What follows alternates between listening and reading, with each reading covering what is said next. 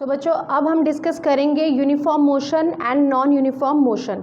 सो देखिए uniform motion क्या होता है कि जब कोई भी बॉडी इक्वल डिस्टेंस ट्रेवल कर रही है इक्वल इंटरवल्स ऑफ टाइम में, तब हम उसे कहते हैं कि उसका जो मोशन है वो यूनिफॉर्मली चल रहा है। क्या मतलब है इस बात का? सपोज़ कीजिए एक कार है, वो 10 मीटर्स पर सेकंड के स्पीड से चल रही है, नॉन स्टॉप इसी स्पीड से चल रही है, ठीक है। पर सेकंड में हर सेकंड में वो 10 मीटर्स का डिस्टेंस कवर कर रही है, ठीक है। तो एक कार जो कांस्टेंट स्पीड के साथ चल रही है उसे हम कह सकते हैं कि जो उसका मोशन है वो यूनिफॉर्म है, ठीक है। अब इसका ग्राफ क्या होगा? एग्जाम्स में ग्राफ आते हैं इनके, बहुत इंपॉर्टेंट है uniform motion non uniform motion. उसी तरीके से यूनिफॉर्म एक्सेलरेशन का आता है, नॉन यूनिफॉर्म एक्सेलरेशन का आता है, हम सब डिस्कस करेंगे, ठीक है। सो यूनिफॉर्म मोशन का ग्राफ कैसा बनेगा? इधर आप लेंगे डिस्टेंस और इधर होगा टाइम, ठीक है। और यूनिफॉर्म मोशन का ग्राफ होगा स्ट्रेट लाइन। क्यों? क्योंकि हर मिनट, हर सेकेंड, हर मिनट, हर आवर में जो बॉडी है वो सेम डिस्टेंस ट्रेवल करेगी। सो इसलिए इसका जो ग्राफ आएगा वो स्ट्रेट लाइन ग्राफ आएगा, ठीक है बेटा। अब आती है बात नॉन यूनिफॉर्म मोशन की।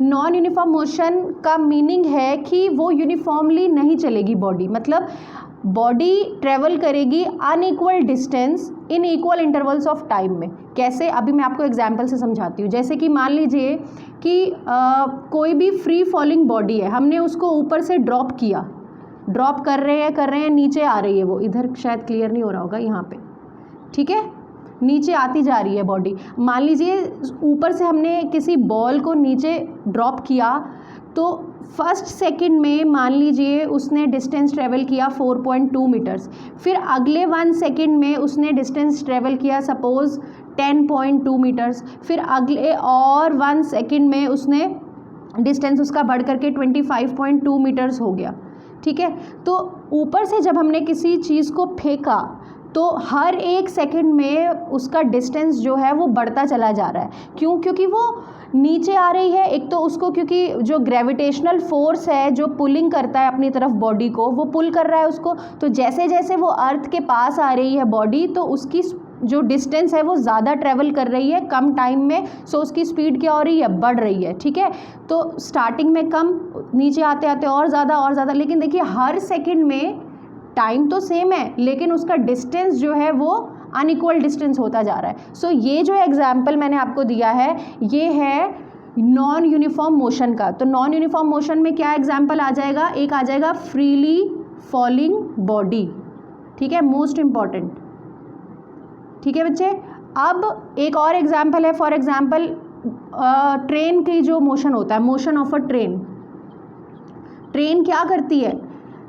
शुरू में जब वो स्टार्ट करती है चलना तो वो धीरे धीरे शुरू करती है, अपना डिस्टेंस कवर करती है धीरे धीरे। मान लीजिए शुरू के सेकंड्स में उसने कुछ डिस्टेंस कवर किया, फिर और थोड़ा सा ज़्यादा, फिर स्पीड तेज़ हो जाती है। फिर जब स्टेशन आने लगता है तो क्या होता है? टाइम में धीरे धीरे उसका डिस्टेंस क्या होता है? कम होता है। तो अनइक्वल डिस्टेंस हो रहा है इक्वल इंटरवल्स ऑफ टाइम में। सो मोशन ऑफ अ ट्रेन भी क्या होगा? नॉन यूनिफॉर्म मोशन का एग्जाम्पल होगा, ठीक है। ओके, एग्जाम्पल्स क्लियर हो गए दोनों के। इसमें भी आपको मैंने बता दिया कोई भी बॉडी कांस्टेंट स्पीड के साथ चल रही हो, और नॉन यूनिफॉर्म में भी मैंने समझा दिया। इसका ग्राफ आपको पता चल गया है। अब नॉन यूनिफॉर्म मोशन का ग्राफ क्या होगा? नॉन यूनिफॉर्म मोशन का ग्राफ, इधर आप लेंगे डिस्टेंस,